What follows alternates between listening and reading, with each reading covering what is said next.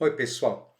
Logo que nós começamos a estudar esoterismo, ocultismo, hermetismo e outros ismos, e a gente entra em contato com a ideia da Garta, a gente então acaba fascinado. Comigo, pelo menos, foi assim. Logo que eu ouvi esse conceito, eu me apaixonei por essa ideia, e apesar dela parecer muito absurda perante a ciência, para mim ela era alguma coisa real, era alguma coisa palpável. E principalmente era algo que tinha a capacidade de me trazer muitas respostas para muitas perguntas que eu tinha e não havia encontrado, né, essas respostas em lugar algum até então. Porém, esse conceito de Agartha ele ia abrindo essas possibilidades. Esse mundo maravilhoso, esse mundo oculto, esse mundo escondido, esse mundo onde a beleza, onde a bondade, onde tudo aquilo que existe de positivo na humanidade está sendo preservado de uma certa maneira, longe dos olhos dos mortais, aguardando apenas um momento para que ele possa voltar para a face da terra e ali ele possa desabrochar como uma flor de lótus, espalhando o seu perfume inebriante, capaz de irmanar a todos os homens, capaz de despertar o amor, capaz de despertar a fé e capaz de despertar a consciência. A Garta, então, ela passa a ser essa ideia, passa a ser esse ideal, e a gente, num primeiro momento, a ideia dela ser física, então, faz com que a gente fique assim com os nossos sentidos mais atiçados diante de tudo isso, diante de todas essas possibilidades.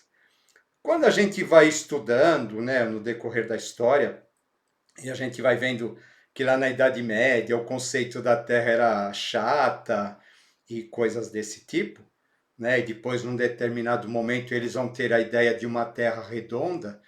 A gente percebe que houve, né, uma mudança de dimensão, de visão, e a partir do momento dessa mudança de dimensão, que era uma dimensão achatada, 2D no princípio, passa a ser uma visão tridimensional e o mundo acaba ganhando um volume, o mundo acaba ganhando a possibilidade da circunnavegação, descoberta de novos povos, descoberta de novas culturas, coisas que até então eram impossíveis dentro daquele conceito ou dentro daquela visão que se tinha até então. Chega um determinado momento, vai surgir o conceito da Agartha e a gente vai dizer assim, por que não? Porque de repente a gente não pode estar num momento onde nós estamos vislumbrando uma nova realidade. Ou seja, né, aquilo que o homem medieval não conseguia ver, de repente ele acabou sendo capaz de ver, né? E era impossível perante a ciência daquela época comprovar aquilo. E por que não, de repente, a gente está vivendo o mesmo momento? Um momento onde talvez a gente tenha a oportunidade de ver esse novo, de ver essa nova possibilidade que vai trazer para o mundo aquilo que nós estamos tanto precisando, já que todos os padrões políticos, sociais, econômicos parecem que acabaram naufragando, vítimas sempre da ambição e vítimas sempre da vaidade e do desejo de poder dos homens. Um outro fator que acaba sendo bastante interessante, eu acabei vendo num filme faz muito tempo, não me lembro o nome porque a minha memória é péssima para isso, mas onde eles diziam em relação às caravelas do Colombo que os índios não a teriam visto no momento inicial. Por quê, né? Qual que é o conceito? O conceito é que a gente só consegue enxergar alguma coisa do lado de fora a partir do momento que a gente tenha essa imagem formada dentro de nós. Caso contrário, a gente acaba não vendo aquilo, nem que aquilo esteja diante dos nossos olhos, sendo esfregado, e a gente, por não ter uma referência interna, a gente acaba não tendo a possibilidade de ver. Com o conceito de Agartha, eu acredito que talvez seja a mesma coisa. Seja algo que está do lado de dentro, né? Ele significa uma interiorização da Terra em si, da humanidade, da cultura como um todo, para que a partir dos valores ou dos resultados obtidos através dessa interiorização, finalmente ela possa ser vista, ela possa ser vislumbrada do lado de fora. Mas diante disso, fica sempre a pergunta e fica sempre a curiosidade nos tentando. Como que eu faço para entrar ali? Muitas vezes eu recebi mensagens de pessoas dizendo para mim assim: "Ó, René, eu estou em tal lugar, me passe o código GPS da entrada para eu poder entrar, poder visitar os mundos subterrâneos, né?" As coisas elas não são exatamente assim, embora inicialmente talvez a gente tenha essa crença.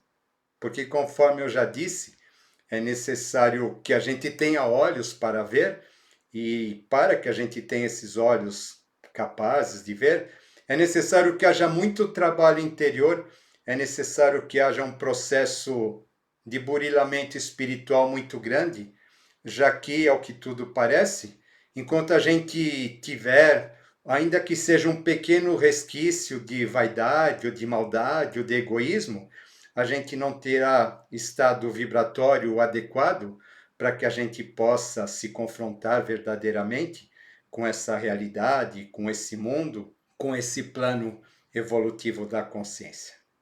Se a Garta é física ou não, isso pode ser tema de vídeos posteriores, mas o que existe como referência para nós é que, dentre esses planos associados aos mundos interiores, existiria o mais denso de todos.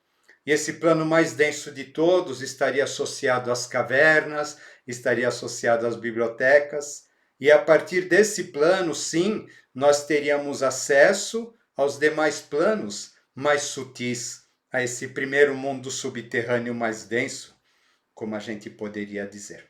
Nos vai contar a tradição, então, que para esse primeiro estágio, que é conhecido como mundo de Badagas, haveriam cavernas, haveriam entradas, e essas cavernas, essas entradas, elas acabam recebendo o nome de embocaduras. Ou seja, para que nós tivéssemos acesso para esses locais, essas embocaduras funcionariam como uma espécie de portal que vai nos propiciar, né, que nós tenhamos condições de adentrar nesses mundos, mas conforme a gente já vem dizendo aqui, para isso é necessário que a gente tenha um estado vibratório adequado. Os antigos, quando eles nos falavam a respeito dessas embocaduras, eles nos diziam o seguinte: tome um ventilador como exemplo. Se você olhar para o ventilador enquanto ele está rodando e você tentar colocar o dedo no ventilador, você não vai conseguir passar. Mas em contrapartida, se você rodar o dedo na mesma velocidade do ventilador, para você aquele ventilador vai estar parado. E então você será capaz de entrar e sair. Você será capaz de passar através do ventilador.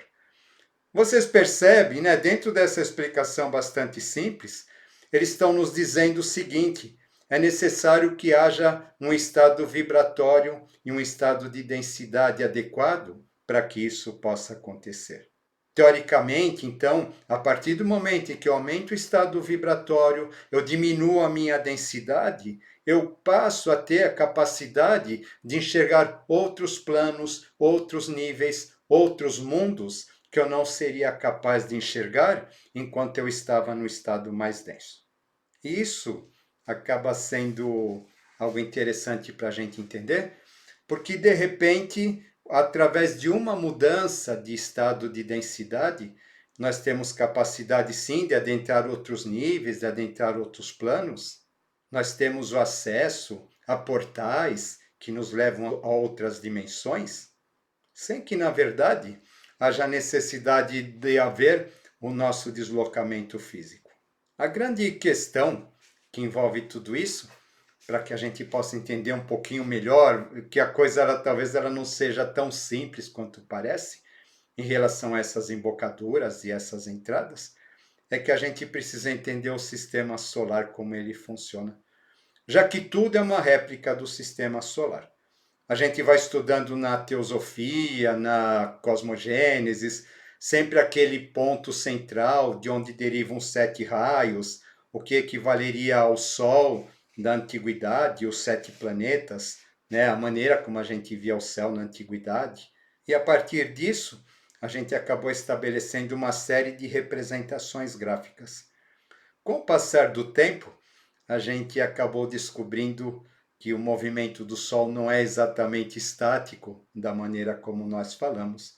Isso tudo vai fazer com que esse movimento planetário ele acabe ganhando uma complexidade muito maior do que aquela que a gente imaginava. Mas o que isso vai significar? Isso vai significar que, se a gente relacionar os mundos interiores a essa questão planetária, a essa questão associada aos portais, cada um deles ligados a uma tônica, que teriam a capacidade de nos levar a esses mundos divinos, a gente vai entender que talvez fisicamente, no plano objetivo, no nosso plano material, eles não estejam presos no único ponto. Por quê? Porque existe a necessidade da reprodução de todo o movimento cósmico universal do nosso sistema solar. O que acaba acontecendo então? A gente percebe que a consciência ela vai se manifestando, conforme a gente já viu em vídeos anteriores, através do itinerário de Ó, ou seja, né, a consciência não é uma coisa estática. E esse itinerário de Ó estaria relacionado a um tubo cósmico que existe cruzando o centro do nosso planeta. Um eixo que une o Polo Norte ao Polo Sul. Ou seja, o Sol da sabedoria, o Sol da divindade, ele teria que fazer ou teria que percorrer esse caminho para que o processo evolutivo no nosso planeta ele se desse por concluído. Ou seja, então, a semelhança do nosso Sol, que é o centro do nosso sistema e que caminha numa velocidade imensa pelo universo, na Via Láctea, o Sol da sabedoria faria a mesma coisa, caminhando através desse tubo cósmico, e uma vez que ele vai caminhando através desse tubo cósmico, esses 7 portais, esses 7 raios, eles vão realizando em torno dele um movimento particularmente semelhante ao movimento que os planetas eles exercem em função do Sol no nosso sistema planetário. Diante disso, a gente vai percebendo então que esse movimento da consciência, ele vai criando pontos que vão sendo estabelecidos em várias partes do globo, e uma hora eles estão sendo ativados aqui, outra hora eles estão sendo ativados lá, havendo, é claro, né, havendo um movimento principal, que é o movimento associado ao tubo cósmico, né, cujo o centro desse tubo cósmico estaria Agartha, propriamente dita, e Shambhala, mas que vai deixando reflexos em todas as partes do nosso planeta. O que isso quer dizer? Isso quer dizer que, às vezes, no plano material, no plano objetivo, num determinado momento, aquele portal ele pode estar vibrando num determinado ponto geográfico e no outro ele já não está mais. Mas isso significa que esse ponto foi desativado? Não, isso não significa que o ponto foi desativado, mas significa apenas que esse metabolismo acaba provocando que as coisas sejam desse jeito. Isso acaba sendo algo muito interessante, por quê? Porque acaba fazendo com que esses portais ou esses contatos com esses mundos interiores, eles acabem sendo, de certa maneira, preservados.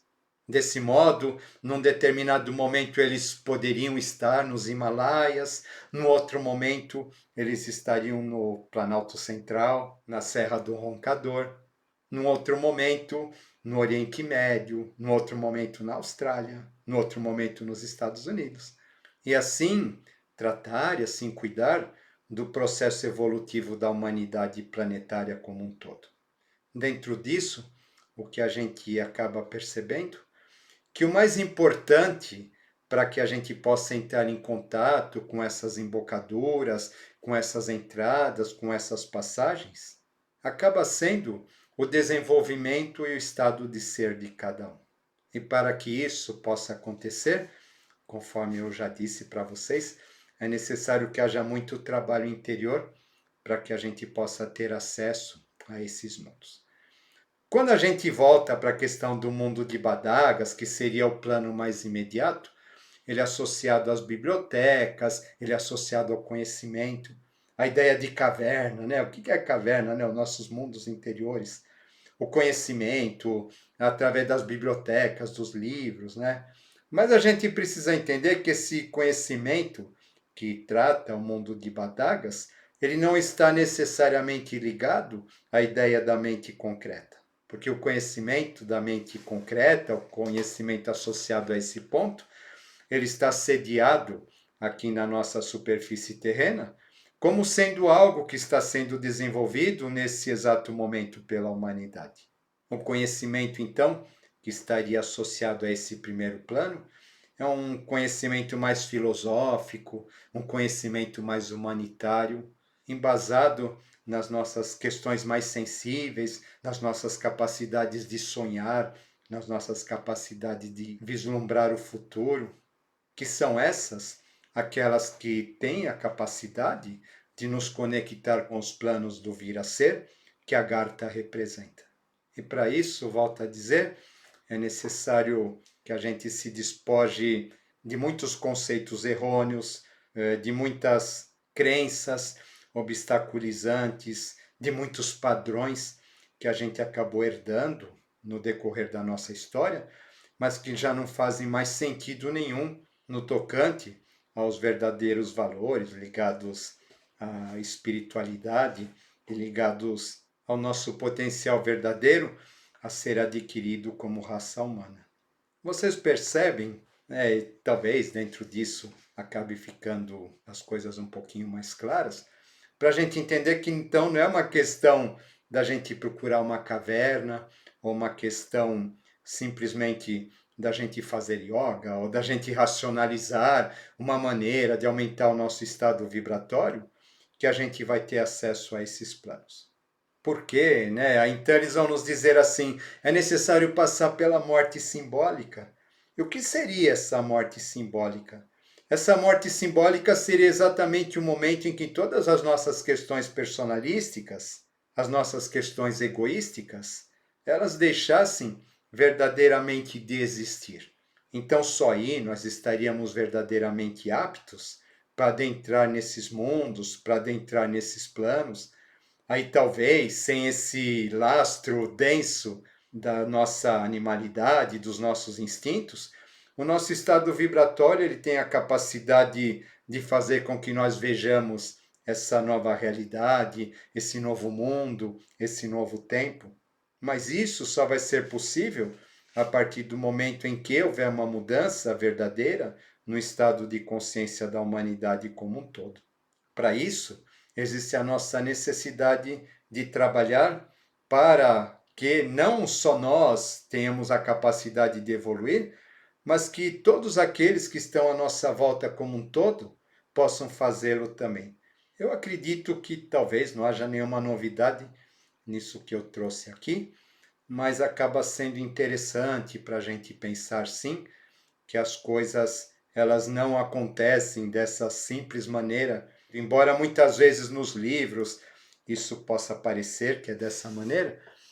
Por quê, né? Porque esses livros eles foram escritos num tempo em que as pessoas mal tinham ideia do que era um sistema planetário, do que era um sistema solar. Então as coisas elas precisavam ser bastante simplificadas para que todos pudessem entender. Hoje, com o avanço da ciência, a gente tem a capacidade de ver esses movimentos de uma maneira assim muito diferente e muito mais completa do que a gente tinha no passado. E a gente acaba ganhando com isso a capacidade de perceber que o nosso processo de crescimento ele é muito mais complexo do que nós imaginamos.